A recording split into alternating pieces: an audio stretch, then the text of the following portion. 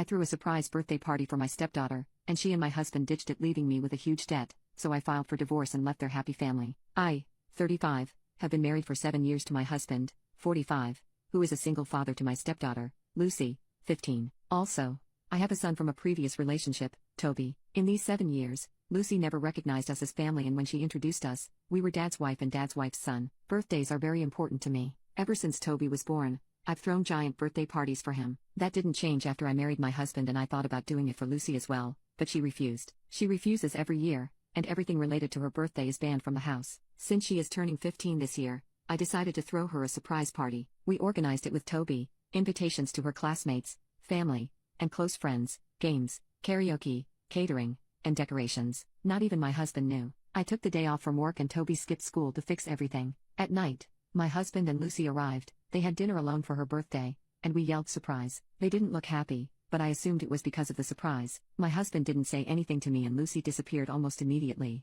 I assumed to go talk to her friends. The party was amazing. Everyone had fun, the games were a hit, and overall I had a great time. When bringing the cake to sing happy birthday, I called for Lucy, but she wasn't at the party. We looked for her around the house, but she wasn't there, and neither was my husband. After half an hour of trying to call them both on their cell phones, the mood got ruined and everyone left. The two returned after midnight and didn't feel guilty about leaving. I immediately asked them why they left. Lucy didn't say anything and went to her bedroom, and my husband told me to calm down. He explained that Lucy wasn't feeling well, so they went to the beach. I scolded him for not telling me, but he just shrugged and said you were too busy enjoying the party to notice and went to sleep. I don't understand why they both disrespected me like that. I invested a lot of time and money in the party and they haven't even apologized for leaving. It's been 3 days and the two act as if nothing happened. When I try to talk about it, Lucy looks at me like I'm crazy and my husband doesn't call her out on it. I'm tired of her indifference. I threatened my husband to take Toby and leave if they didn't open up about it, but he, surprise, shrugged and told me to calm down. I love them both, but this party disaster has made me believe it's not reciprocated and I'm seriously considering getting a divorce. Update: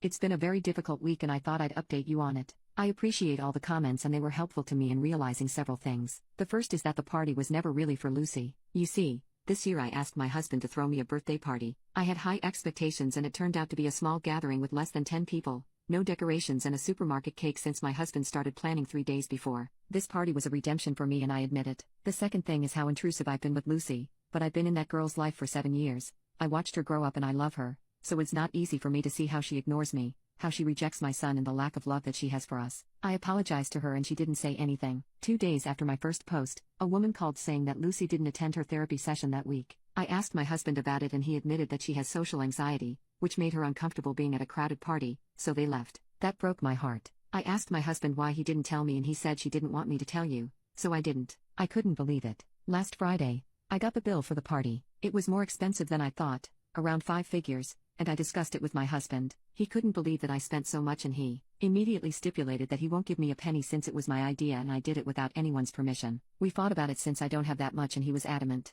He told me that with that money we could have renovated the house or had a family trip and it was my problem. Upon insisting, he said something along the lines of we weren't even at your stupid party, so stop bothering me. We fought about it. I yelled at him that Lucy would never see us as a family or see me as a parent if he acted like that. He said that he didn't marry me looking for a new mom for Lucy, and that if I keep trying to meddle in her business and doing stupid things, quoting the party, then we're done, because he's sick of my stupidity and that I embarrassed them. That was it for me, so I took my son and we left. I haven't received a single call from him. I saw on social media that they went out to dinner. Lucy quoted a good family time and they both looked happy. It's clear that they don't care about us. Toby is inconsolable over all of this and so am I. My mom insists that I find a divorce lawyer, but I think I'm pregnant, not confirmed yet, and I don't want to raise another child with an absent father. Update 2. To begin with, sad news, at least for me. I was pregnant. We've been trying to have a baby for years, and I confirmed my pregnancy while we were separated. I reached out to him to tell him the news and he was excited, as he loves being a father. Sadly, I lost the baby a few days later. I don't think it was due to stress.